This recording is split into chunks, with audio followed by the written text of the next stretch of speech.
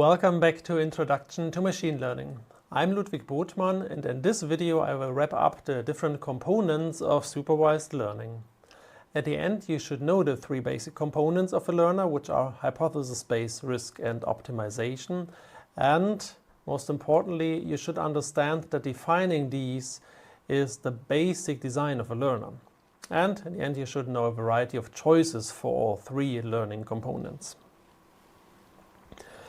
We can summarize supervised learning by describing the three components: hypothesis space, risk and optimization.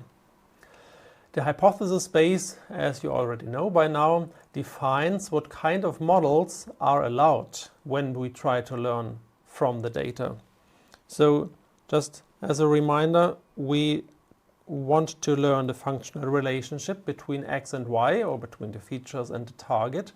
And with the hypothesis space, we define what kind of models are allowed. And by defining what is allowed, we also restrict the hypothesis space. And for example, if we say we have a linear model, then we allow all linear functions, which means we exclude nonlinear functions. The second component is the risk. This quantifies how well a specific model performs on a given data set. We had the theoretical risk R of f and the empirical risk Rm of f, and this is a function of the entire model, so of the entire function f, and allows us to rank candidate models, where candidate models are members of the hypothesis space. So we can have an ordered list of all the elements of the hypothesis space to ultimately choose the best one. And the third component, optimization, defines how we search for the best model in hypothesis space. Because even if it would be perhaps nice to rank actually all the models in the hypothesis space with respect to the risk, it might be better not to really evaluate all the hypothesis space models, because perhaps they are infinitely many, right? So the optimization tells us what is the smartest way to go through the hypothesis space to find the model with the smallest risk. We can extend this concept with the concept of regularization. For now, we just told you that the risk is the sum of the losses, or the average of all the losses, where loss is a point-wise function, just compares one target value with one point of the function f, and risk summarizes this over all the observations in the training data set. Later you will see that we might have to regularize in some cases to, for example, improve the generalizability of a model. So it could be the case that we have a very good model fit on the training data, but a very bad model fit on new unseen test data. That we will also call overfitting. And to prevent such overfitting, we can, for example, employ some regularization technique to prevent the model from learning the data by heart too much, and by more focusing on learning the important underlying relationships in the data generating process.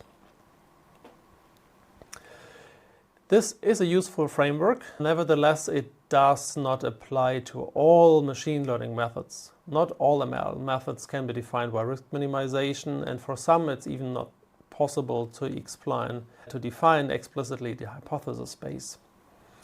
So it is helpful for understanding and for learning machine learning, but keep in mind that this does not apply to all learners, and not even to all the learners that we are covering here.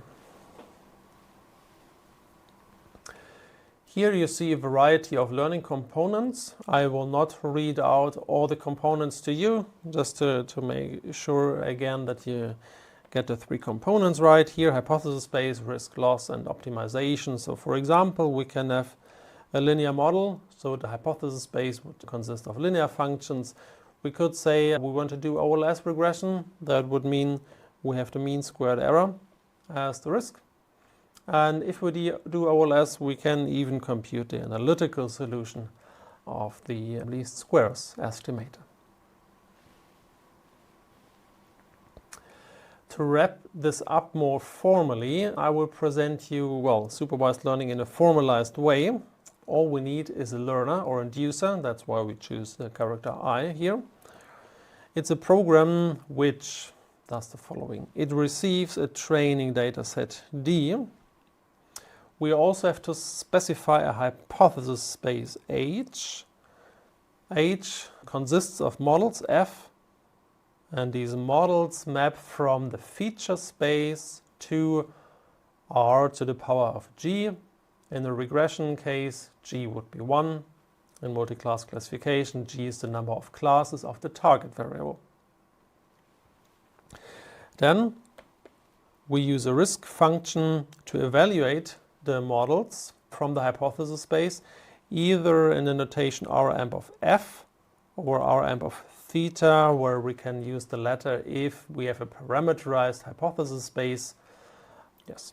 And then we can use an optimization procedure to find the model with the minimal risk. So we try to find the arc min of the empirical risk, or we try to find the model of the hypothesis space that minimizes the empirical risk, and we call this risk minimizer f hat, so the estimated model. And if we have a parameterized hypothesis space, then we are searching through the parameter space, so we have Ramp of theta, and we try to find the best parameter, vector theta, from the parameter space capital theta, which is then called theta hat. The inducer formally maps from D times L, where L is denotes the hyperparameters, or lambda, it's a capital lambda, and maps to H or to theta if we have parametric models. Let me give you some example of what we meant by design choices when doing supervised machine learning. And for this, let's look at hypothesis space, risk, and optimization one at a time. So let's say we have specified that we have only linear models. So the hypothesis space consists of all linear models going from X to Y. So all linear functions in this space are possible models, and we try to find the best one here. But that's a design choice.